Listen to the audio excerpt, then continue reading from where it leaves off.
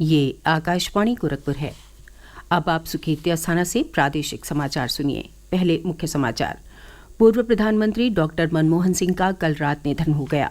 केंद्र सरकार ने उनके निधन पर 7 दिन के राष्ट्रीय शोक की घोषणा की है।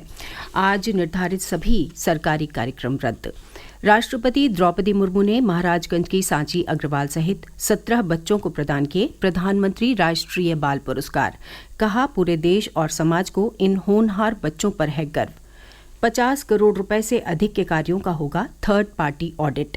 मुख्यमंत्री योगी आदित्यनाथ ने कल गृह विभाग के अंतर्गत निर्माणाधीन परियोजनाओं की समीक्षा की और प्रदेश में आज से बदल जाएगा मौसम। बारिश को लेकर मौसम विभाग ने पश्चिमी उत्तर प्रदेश में ऑरेंज अलर्ट और पूर्वी उत्तर प्रदेश के लिए जारी किया येलो अलर्ट। और अब समाचार विस्तार से। देश में आर्थिक सुधारों के नायक के रूप में माने जाने वाले पूर्व प्रधानमंत्री डॉक्टर मनमोहन सिंह का कल रात निधन हो गया। वो 92 वर्ष के थे। कांग्रेस के नेतृत्व वाली यूपीए सरकार में वर्ष 2004 से 2014 तक देश के 13वें प्रधानमंत्री रहे मनमोहन सिंह लंबे समय से बीमार चल रहे थे। कल देर शाम उनकी तबीयत खराब होने पर उन्हें एम्स दिल्ली ले जाया गया, जहां रात 10 बजे उन्होंने अंतिम सांस ली। केंद्र सरकार ने पूर्व प्रधानमंत्री के निधन पर 7 दिवसीय राष्ट्रीय शोक की घोषणा की है। पूरे राजकीय सम्मान के साथ उनका अंतिम संस्कार किया जाएगा। आज निर्धारित सभी सरकारी कार्यक्रम रद्द कर दिए गए हैं। पूर्व प्रधानमंत्री के निधन पर देश के प्रधानमंत्री नरेंद्र मोदी और प्रदेश के मुख्यमंत्री योगी आदित्यनाथ ने उन्हें श्रद्धांजलि दी है। श्री योगी ने सोशल मीडिया पोस्ट के माध्यम से पूर्व प्रधानमंत्री के निधन को भारतीय राजनीति की अपूरणीय क्षति बताया है। उन्होंने कहा कि वित्त मंत्री और प्रधानमंत्री के रूप में डॉक्टर मनमोहन सिंह ने देश की शासन व्यवस्था में महत्वपूर्ण भूमिका का निर्वहन किया। राष्ट्रपति द्रौपदी मुर्मू ने कल वीर बाल दिवस के अवसर पर 7 श्रेणियों में उत्कृष्ट प्रदर्शन करने वाले देश के 17 बच्चों को प्रधानमंत्री राष्ट्रीय बाल पुरस्कार प्रदान किया।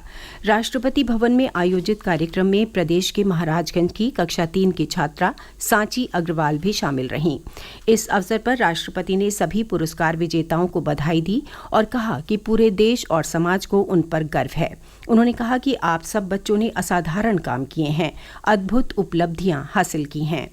अपने देश के बच्चों के लिए आदर्श प्रस्तुत किए हैं। किसी ने अपनी जान जोखिम से डालकर बहादुरी के साथ लोगों की जान बचाई। किसी ने मेडिकल कंडीशन के बावजूद दिव्यांगजनों की सहायता के लिए कार्य किए हैं। किसी ने खेल कूद अथवा कला के क्षेत्र में असाधारण योगदान दिया है, तो किसी ने देश प्रेम का आदर्श प्रस्तुत किया है। देश प्रेम की भावना ही बच्चों को और राष्ट्र हित के लिए समर्पित होने के मार्ग पर ले जाती है। प्रदेश के महाराजगंज की 8 वर्षीय सांची को शास्त्रीय नृत्य और संस्कृत श्लोक का पाठ करने के लिए कला और संस्कृति के क्षेत्र में प्रधानमंत्री राष्ट्रीय बाल पुरस्कार से सम्मानित किया गया है। मुख्यमंत्री योगी आदित्यनाथ ने सांची अग्रवाल को पुरस्कार मिलने पर बधाई दी है। इस उपलब्धि पर सांची ने कहा कि उन्हें पहले भी विभिन्न मंचों पर सम्मानित किया गया है। मैंने 2 वर्ल्ड रिकॉर्ड का खिताब जीता है, जिसके लिए मुझे उत्तर प्रदेश के मुख्यमंत्री जी ने मुझे सम्मानित किया है। मैंने 1 मिनट में 80 स्पिन्स और 1 मिनट में 30 संस्कृत श्लोक बोले हैं। मैं अयोध्या राम मंदिर ओपनिंग सेरेमनी में गई थी। मुझे संस्कृति विभाग द्वारा बुलाया गया था, वहाँ पे मुझे सम्मानित भी किया गया था। वीर बाल दिवस के मौके पर कल प्रदेश भर में कार्यक्रम आयोजित किए गए। मुख्यमंत्री ने लखनऊ में आयोजित कार्यक्रम में कहा कि सिख परंपरा काफी समृद्ध है। उन्होंने कहा कि सिख गुरुओं ने विपरीत परिस्थितियों में लड़ते हुए न केवल अपनी परंपरा को सुरक्षित और संरक्षित रखा, बल्कि देश और धर्म के लिए भी बलिदान देकर नई प्रेरणा प्रदान की। गुरु नानक देव जी से लेकर के गुरु गोविंद सिंह जी महाराज तक, 4 साहबजादों से लेकर के 5 प्यारों तक सिख गुरुओं का पूरा इतिहास देश और धर्म के लिए शहादत का इतिहास है। और ये इस बात के लिए हम सबको प्रेरित करता है कि इतिहास केवल एक कौम का नहीं है, इस देश का इतिहास है। एक नई प्रेरणा है पूरे भारतवासियों के लिए। इस दौरान ऐतिहासिक समागम और 11,000 सहज पाठ का भी शुभारंभ हुआ। मुख्यमंत्री ने गुरु तेग बहादुर के श्लोकों पर आधारित पुस्तक का विमोचन भी किया। वहीं अमरोहा में सिखों के 10वें गुरु गुरु गोविंद सिंह जी के पुत्रों साहिबजादों जोरावर सिंह और फतेह सिंह की शहादत पर वीर बाल दिवस पूरी श्रद्धा के साथ मनाया गया। उधर औरैया में भी गुरु ग्रंथ साहिब का पाठ किया गया। प्रादेशिक समाचार आप आकाशवाणी गोरखपुर से सुन रहे हैं। ये समाचार बुलेटिन हमारे YouTube channel AIR news Gorakhpur और एक्स हैंडल AIR न्यूज़_GKP पर भी उपलब्ध है। मुख्यमंत्री योगी आदित्यनाथ ने कल लखनऊ स्थित सरकारी आवास पर आयोजित अलग अलग बैठकों में गृह विभाग के अंतर्गत निर्माणाधीन परियोजनाओं की समीक्षा करने के साथ ही रोजगार सृजन की संभावनाओं पर आवश्यक दिशा निर्देश दिए। गृह विभाग की समीक्षा के दौरान श्री योगी ने विभिन्न जिलों में निर्माणाधीन पुलिस लाइन, ट्रांजिट हॉस्टल अथवा प्रशिक्षण संस्थानों से जुड़े भवनों के निर्माण कार्यों की गुणवत्ता और समयबद्धता के लिए नियमित समीक्षा पर जोर दिया। मुख्यमंत्री ने निर्देश दिए हैं कि गृह विभाग में सचिव स्तर के अधिकारी इन परियोजनाओं की साप्ताहिक और अपर मुख्य सचिव स्तर पर पाक्षिक समीक्षा करें। इसके साथ ही 50 करोड़ रुपयों से अधिक की सभी निर्माणाधीन परियोजनाओं का किसी टेक्निकल इंस्टीट्यूट द्वारा थर्ड पार्टी मासिक ऑडिट कराया जाए।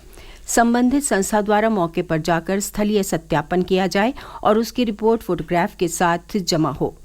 उधर रोजगार सृजन के संबंध में आयोजित बैठक में श्री योगी ने अधिकारियों को अपने अपने विभाग में ठोस कार्य योजना के अनुरूप रोजगार सृजन के निर्देश दिए। मुख्यमंत्री ने कहा कि प्रदेश के युवाओं को उनकी योग्यता और कौशल के अनुसार समयबद्ध तरीके से रोजगार उपलब्ध कराना प्रदेश सरकार की प्राथमिकता में शामिल है। ऐसे में स्थानीय संसाधनों का उपयोग करते हुए ज्यादा से ज्यादा रोजगार के अवसर तैयार किए जाएं। प्रयागराज में होने वाले महाकुंभ मेले में कल श्री पंच अग्नि अखाड़े का छावनी प्रवेश यानी पेशवाई हुई। पेशवाई में कई राज्यों से आए करीब 1000 साधु संतों ने महाकुंभ मेले में प्रवेश किया। एक रिपोर्ट।